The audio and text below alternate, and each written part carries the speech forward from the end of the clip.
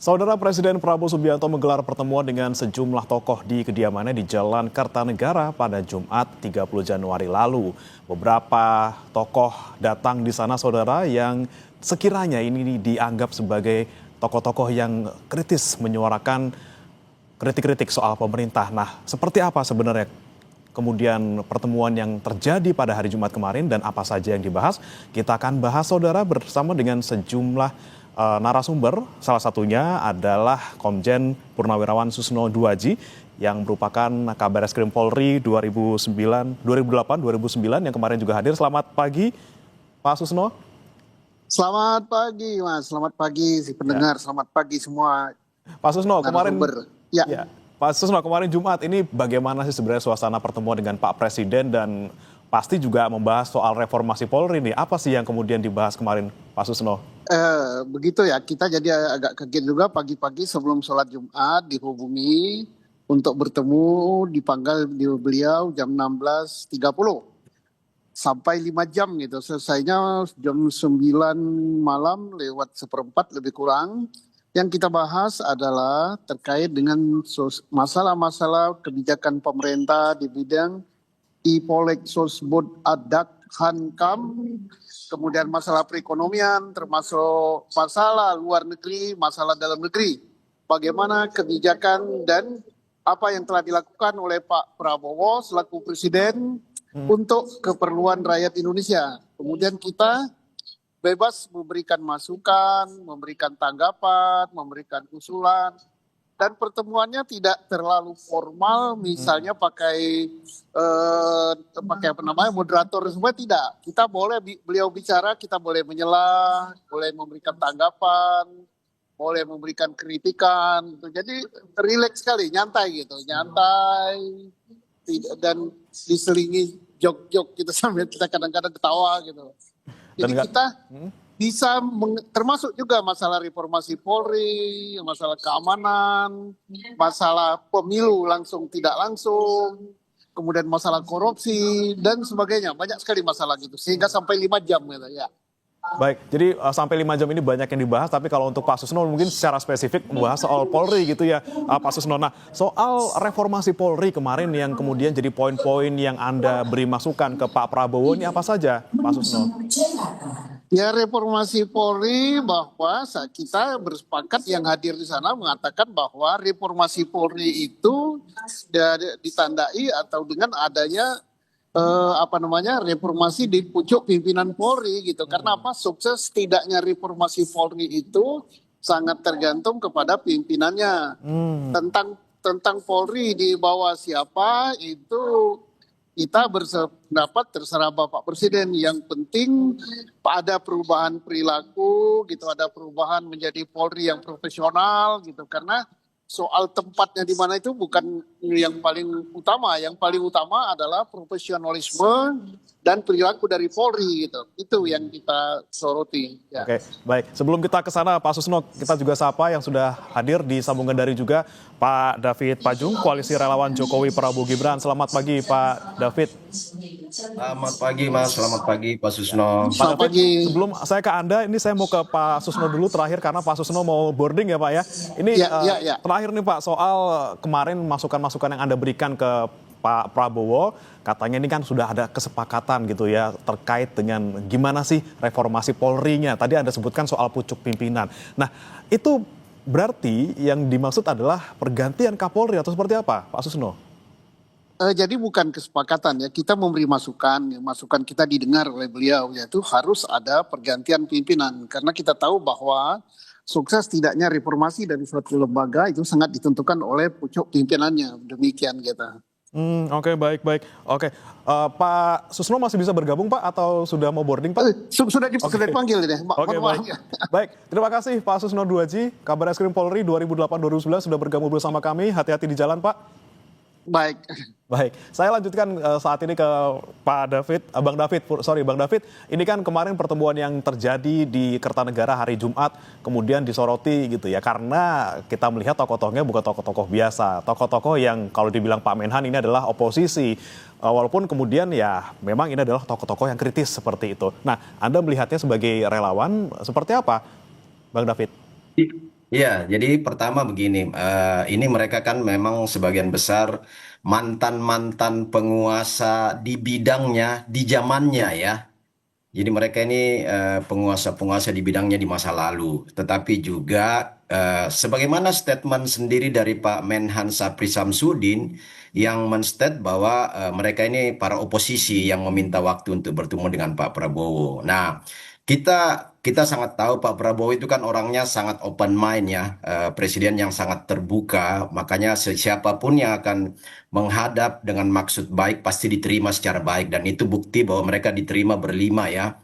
Itu juga sama dengan karakter Pak Jokowi, bahkan orang yang melukai Pak Jokowi pun bisa diterima. Nah, ini para pemimpin-pemimpin kita yang sangat punya kebijakan, berjiwa besar dan rendah hati. Nah, tetapi yang kita harapkan bahwa sebagaimana informasi Pak Susno tadi ya kita berharap pertemuan dengan eh, tanda petik kelompok oposisi ini yang dikatakan oleh Pak Mehan Sapri Samsudin itu bisa memberikan masukan secara konstruktif ya, masukan konstruktif. Jadi mudah-mudahan pembicaraan-pembicaraan dengan Pak Prabowo itu semua terkait dengan kemaslahatan rakyat, kebaikan bangsa dan negara ini yang terutama adalah bagaimana saran-saran mereka untuk membangun harmoni kebangsaan kita. Jadi kita berharap bahwa pertemuan itu tidak apa ya, tidak destruktif, artinya mengusulkan hal-hal yang justru menjadi beban psikologis, beban politik bagi Pak Prabowo sendiri. Karena kita juga tahu semua sebelumnya ini kan diawali dengan pertemuan katanya ada 50 tokoh di rumah Pak Said Didu kan. Hmm. Jadi dari pertemuan itu kemudian lanjut dengan meminta perwakilan 5 orang menghadap Pak Prabowo. Dan kita tahu apa yang dibahas, bukan kita tahu, kita mendapat sebagian informasi baik dari media ya, maupun dari beberapa online bahwa pembicaraan-pembicaraan di rumah Pak Said Didu itu kan memang banyak sebenarnya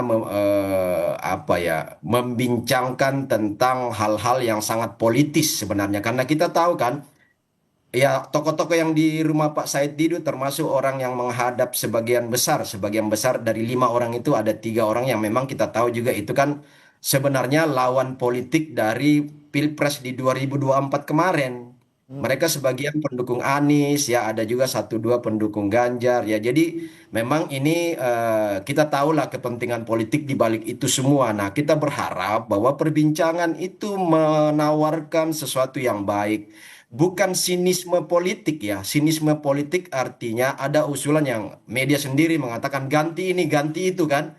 Ganti pejabat ini, ganti pejabat itu yang menyasar orang-orang yang tidak tidak yang mungkin dianggap bagi mereka itu lawan politik dari kelompok oposisi. Nah, seharusnya nah itu mungkin poin awal saya. Oke, baik. Bang David, ini kan kemudian memang kita bisa lihat dari luar gitu ya, ini adalah upaya dari Pak Presiden untuk menerima masukan dan juga kritik yang membangun, konstruktif seperti itu. Tapi juga ada pertanyaan dari publik juga terkait dengan tujuan sebenarnya gitu ya. Apakah memang ini cara Pak Prabowo lagi-lagi untuk merangkul semua kalangan dan juga mungkin nih dalam tanda kutip meredam sedikit kritik yang mungkin datang beberapa waktu terakhir?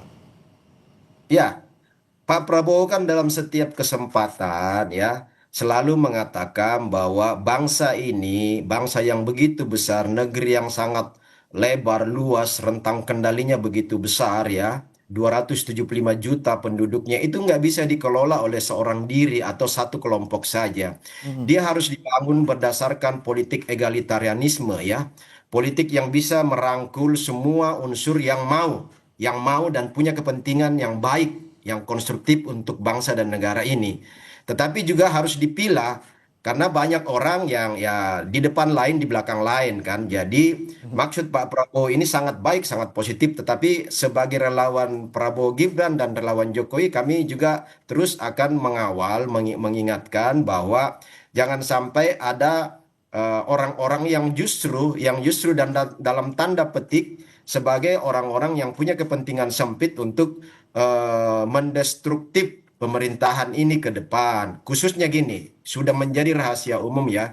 Koalisi Prabowo, Gibran, Jokowi ini sangat tidak disenangi oleh kelompok-kelompok pembenci haters di luar, bahkan lawan-lawan politik di Pilpres 2024 kemarin kan itu. Nah, kita tidak ingin masuknya orang-orang ini ingin justru memecah koalisi Prabowo, Gibran, Jokowi dan partai-partai koalisi yang tengah guyup-guyup untuk membangun bangsa ini, untuk merealisasikan tawaran-tawaran kampanye Asta Cita dari Pak Prabowo itu jangan dirusak oleh orang-orang yang kemarin memang justru tidak seide, tidak segagasan dengan tujuan politik Pak Prabowo, justru menjadi lawan kan Ya. kemarin 2024. Nah, sekarang mereka ingin memberi masukan, monggo selama masukannya konstruktif. Oke, selama masukannya konstruktif pasti diterima ya Pak ya, karena nanti juga Pasti masyarakat diterima. berharapnya Pasti. kebijakan-kebijakan yang diambil juga kemudian sesuai dengan apa yang dimau oleh masyarakat. Tapi terakhir, Bang David, terkait dengan pertemuan-pertemuan mungkin selanjutnya, apakah kalau menurut Anda sebagai relawan bakal terjadi lagi nih, terutama mungkin untuk lawan-lawan politik dalam tanda kutip, mungkin partai yang di luar pemerintah atau seperti apa gitu, Bang David? Ya, Pak Prabowo kan sudah coba melakukan beberapa pertemuan dengan ya bahkan ada partai yang tidak masuk koalisi kan, bahkan ada ketua umum partai yang tidak masuk koalisi juga sudah ditemuin atau sudah bertemu dengan Pak Prabowo. Nah, itu maksud baik dari salah satu politik egalitarianisme dari Pak Prabowo. Nah, tetapi memang yang kita mau catatkan juga atau sampaikan saat ini bahwa ini kan beberapa tokoh-tokoh ini punya catatan-catatan track record yang tidak baik di masa lalu ya. Tidak baik di masa lalu. Mungkin dari Kompas sudah tahulah siapa-siapa itu termasuk tokoh-tokoh yang berkumpul. Bahkan yang mengunjungi Pak Prabowo itu kan ada catatan-catatan yang pernah pernah kena kasus, pernah ditahan, pernah dipecat apa segala macam. Ketika mereka ada sebagai penguasa di tempat di bidangnya masing-masing, mereka punya track record yang tidak bagus ya, tidak bagus.